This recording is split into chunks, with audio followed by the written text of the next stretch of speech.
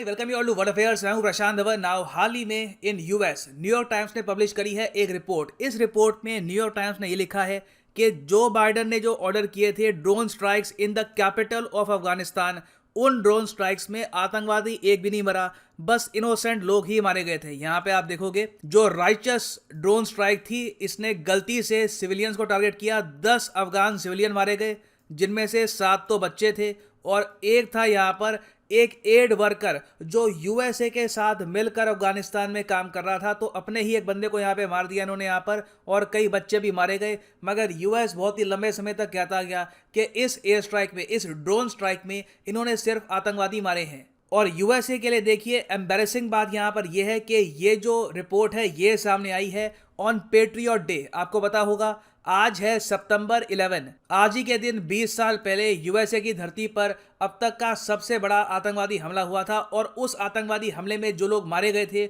उनकी याद में यूएस ऑब्जर्व करता है हर साल सितंबर 11 को पेट्रियट डे, मतलब देशभक्त दिवस। तो इसी दिन यहां पर यह रिपोर्ट सामने आ गई है, जिससे यूएस की गवर्नमेंट जेन्युइनली एम्बैरेस्ड है। नाउ इस रिपोर्ट पे आज के समय इंटरनेशनली बहुत आर्टिकल्स पब्लिश हुए हैं, मगर आपके माइंड में कुछ कंफ्यूजन भी हो सकता है कि ये कौन सा स्ट्राइक था जो यहाँ पे गलत साबित हुआ है। तो ये मैं आपको समझा देता हूं। ये जानना काफी इंपॉर्टेंट है क्योंकि यूएसए ने किए थे 2 स्ट्राइक। एक में तो आतंकवादी मारे मगर दूसरे में सिर्फ सिविलियंस मारे। नाउ सबसे पहले आपको समझना होगा टाइमलाइन को। तालिबान ने अफगानिस्तान पर कंप्लीट कंट्रोल क्लेम कर लिया था अगस्त 16 को, क्योंकि अगस्त 15 को इन्होंने काबुल को घेर लिया था।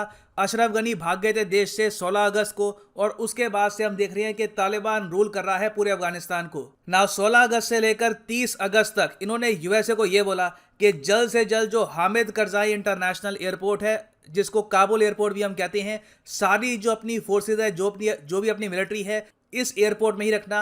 एयरपोर्ट के बाहर कोई मिलिट्री एक्टिविटी नहीं होनी चाहिए, और जल्दी जल्दी जो भी अपने सिटीजन्स हैं उनको बाहर निकालना स्टार्ट कर दो अफगानिस्तान से। नाउ जब यूएस, और ना सिर्फ यूएस, इंडिया, यूरोपियन कंट्रीज, दुनिया भर के देश अपने नागरिकों को बाहर निकाल रहे थे फ्रॉम अफगानिस्तान, उस वक्त अचानक से एक आतंकवादी हमला हुआ काबुल एयरपोर्ट पर, जहां पर 182 लोग मारे गए, जिनमें से 13 तो यूएसए के मरीन्स थे। और इस ब्लास्ट की जिम्मेदारी ली इस्लामिक स्टेट खुरासान ने। ना उसके बाद बाइडन ने अपने स्पीच में ये कहा था कि इसका हम बदला लेंगे, बहुत ही स्विफ्ट इसका हम रिएक्शन भी देंगे, और जिन लोगों ने भी ये किया है उसको पनिश करेंगे। ना जो 26 अगस्त को अटैक हुआ था, उसके रिस्पॉन्स में यूएसए ने पहले तो एक ड्रोन स्ट्राइक करी थी 27 अगस्त को in the Nangarhar province of Afghanistan. यहाँ पे आप देखोगे ये ड्रोन स्ट्राइक बिल्कुल 100% इफेक्टिव थी। यहाँ पे इस्लामिक स्टेट के आतंकवादी मारे गए थे, क्योंकि ये एक ऐसा एरिया अफगानिस्तान का जहाँ पे आप आंख बंद करके एक पत्थर भी फेंकोगे ना, तो 90% चांस है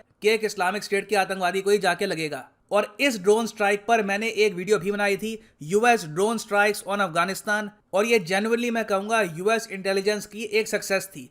मगर ये लोग यहाँ पर रुके नहीं, उसके बाद इन्होंने एक और स्ट्राइक किया था जिस पर मैंने कोई भी वीडियो नहीं बनाई थी। मुझे कई लोगों ने कहा उस वक्त कि सर एक और अटैक हुआ है यहाँ पर यूएसए में इन अफगानिस्तान ऑन 29 अगस्त। ये लोग कह रहे हैं कि ये वाला जो ड्रोन अटैक है इन्होंने काबुल में कर दिया, इनको काबुल में यहाँ पर आतंकवादी मिल गए, और जो ये आतंकवादी थे ये एक व्हीकल में थे, इनके पास बॉम्ब्स थे, ये यूएस ने क्लेम किया, और यूएस ने इनको डिस्ट्रॉय कर दिया बिफोर एनी टेरर अटैक। मगर इस टॉपिक पर मैंने उस टाइम वीडियो नहीं बनाई थी, क्योंकि मुझे भी टू बी ऑनेस्ट शक था कि काबुल में कैसे ये कह सकते हैं कि 100% ये आतंकवादी है। और उसी टाइम आप अगर देखो तो कुछ रिपोर्ट आनी स्टार्ट हो गई थी कि इनोसेंट लोग भी यहाँ पर मारे गए हैं, और अफगानिस्तान के कई जर्नलिस्ट ने यहाँ पर यह भी क्लेम किया कि जो बाइडन ने एक मैसिव ब्लंडर कर दिया है, जल्दबाजी में ड्रोन स्ट्राइक करने के चक्कर में इन्होंने बहुत सारे इनोसेंट लोग मार दिए हैं। मगर उस वक्त यूएस गवर्नमेंट ने बार बार ये कहा कि 29 अगस्त का जो ये अटैक है ये राइचस है, कोई इनसे गलती नहीं हुई है, प्रॉपर जगह पे ये इन्होंने टेरर स्ट्राइक करी है। मगर अब वीडियो फुटेज से, इंटरव्यूज से, और जो यहाँ पर इन्वेस्टिगेशन हो रही है ग्राउंड लेवल पर, वहाँ पे पता लग रहा है कि काबुल में जो इन्होंने एयर स्ट्राइक किया है ये बस इनोसेंट लोगों पर किया है। उन लोगों का कोई भी दूर दूर से कनेक्शन नहीं था आईसिस के साथ या फिर किसी भी और आतंकवादी संगठन के साथ। अब देखो जो ये यहाँ पे ब्लंडर हुआ है यूएस फोर्सेस से, जो बाइडन से भी, क्योंकि मैं ये कहूँगा उनको ना जल्दबाजी में अपने लोगों को दिखाना था कि देखिए हम अभी भी स्ट्रांग है, ऐसा नहीं है कि हमारे जो 13 सोल्जर्स हैं उनको कोई मार दे हम फिर जवाब नहीं देंगे। तो उन्होंने बहुत जल्दबाजी में यहाँ पे एक्शन लेते हुए रिस्क लिया है, और इनोसेंट लोग यहाँ पर मारे गए। और जो यहाँ पर यूएसए का एक एड वर्कर था, मतलब यूएसए के जो एनजीओ से उनको हेल्प करने वाला जो यहाँ पर एड वर्कर था ज़ेमारी अहमदी, इसके मरने के बाद भी यूएसए ने माफी नहीं मांगी, ये नहीं कहा कि हमसे गलती हो गई है। आज भी आप अगर देखो तो पेंटागन का जो ऑफिशियल स्टांस है वो ये है कि काबुल ड्रोन हमले को हम अभी भी असेस कर रहे हैं, देख रहे हैं कि यहाँ पर हुआ क्या है। तो ये मोस्ट प्रॉब्ली देखिए जो बाइडेन की जो इमेज है वो बचाने के लिए यहाँ पर कर रहे हैं, मगर रियलिटी यहाँ पर यह है कि इस पूरे इंसिडेंट से हमको ये बात समझ में आती है कि यूएस अफगानिस्तान में सक्सेसफुल क्यों नहीं था। इसका एक बड़ा रीज़न यहाँ पर यह था कि अफगानिस्तान के लोगों ने कभी भी विश्वास नहीं किया कि यूएस उनकी तरफ है, यूएस एक्चुअली उनका भला चाहता है। और तालिबान ने जो इनका डाउट है अफगानिस्तान के नॉर्मल सिटीजन्स का, इसको काफ़ी एक्सप्लॉइट किया रिक्रूटमेंट करने के लिए, अफगानिस्तान के लोगों के पीछे छुपने के लिए और वेरियस और तरीके से। और यूएस यहाँ पे मैं अभी भी कहूँगा अगर अपनी गलती एक्सेप्ट कर लेता है तो इंटरनेशनल स्टेज पर जो ऑलरेडी उनकी इमेज काफ़ी हद तक गिर गई है ये और गिरने से बच जाएगी, क्योंकि अभी भी ये डैमेज कंट्रोल कर सकते हैं एडमिट करके कि देखिए हमसे गलती हुई है। और अभी भी ये कह सकते हैं कि जिन लोगों को हमने यहाँ पे मारा था उनकी जो फैमिलीज हैं उनको कुछ ना कुछ हम कंपनसेशन प्रोवाइड करेंगे।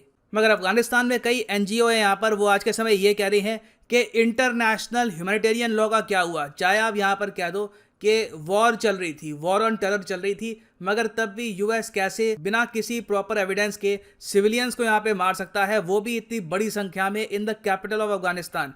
तो आज के समय देखो इंटरनेशनली डिस्कस किया जा रहा है कि इंटरनेशनल ह्यूमैनिटेरियन लॉ को क्या और ज़्यादा स्ट्रॉन्ग लाने की आवश्यकता है, क्योंकि अभी जिस स्टेट में ये है यूएस जैसी कंट्रीज या फिर जो भी कोई स्ट्रॉन्ग कंट्री है इसको आराम से बाईपास कर सकती है। और फाइनली यहाँ पर मैं ये भी ऐड कर दूं कि अनअकैडमी के यूपीएससी कॉम्बो के प्राइसेस बढ़ने वाले हैं। सिंपली यहाँ पे जाओ कमेंट सेक्शन में, पिन सेक्शन में आपको मिलेंगे यहाँ पर 2 लिंक, यूपीएससी सीएससी प्लस पे यहाँ पे आप कर सकते हैं क्लिक, और ये जो यूनिक कॉम्बो कोर्स है इसको यहाँ पे आप खरीद पाओगे। इस कोर्स के अंदर आप यूपीएससी प्रीलिम्स, मेंस और ऑप्शनल ऑफ योर चॉइस इसकी प्रॉपरली आप तैयारी कर पाएंगे। नाउ ये सारे कोर्सेज आप अगर अलग अलग परचेज करोगे ऑन unacademy.com तो यहाँ पे आपको 10 to 15,000 एडिशनल पे करना होगा।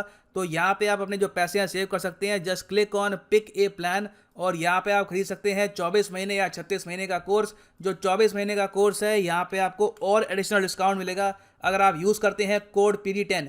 तो जो प्राइसेस हैं इन कोर्सेज के ये बढ़ जाएंगे from 15th of September and this is about to happen. तो जब तक ये प्राइसेस कम है आप परचेज कर सकते हैं ये कोर्स। सो इसी नोट के साथ ये है वीडियो का अंत। Thank you for listening and as always God bless you.